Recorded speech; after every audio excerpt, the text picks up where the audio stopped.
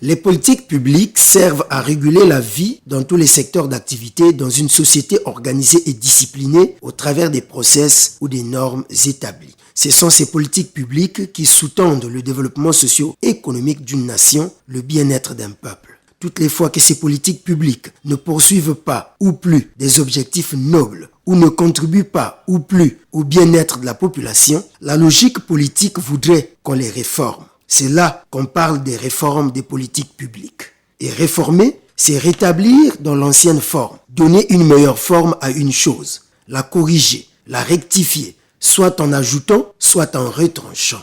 Alors comment est-ce que rétablir, donner une meilleure forme à un texte, à une institution, à un process, à des prérogatives pour améliorer la gouvernance de la cité peut-il poser problème ou demander d'avoir le courage pour le faire? Si c'est pour le bien-être du peuple, le développement de la mère patrie, l'amélioration de la gouvernance, en quoi et pourquoi ça va demander d'avoir le courage, comme si c'était un risque à prendre? Non, chères autorités, corriger ou rectifier une mauvaise gestion ou des mauvaises pratiques des politiques publiques en ajoutant ou en retranchant ce qui doit l'être demande simplement la volonté. La volonté de bien faire, de bien gouverner les autres, la volonté d'œuvrer pour le bien-être de la communauté nationale, la volonté de voir le pays sortir du marasme socio-économique dans lequel il est plongé actuellement. Lorsque cette volonté naturelle de changer les choses quotidiennement est là, une réforme, soit-elle politique, ne peut pas être une mer à boire, mais bien au contraire, un exercice rationnel de la gouvernance. Il faudra tout de même nuancer. Parfois, ce ne sont pas des textes, des institutions ou des process qu'il faille réformer, mais bien plutôt des mentalités.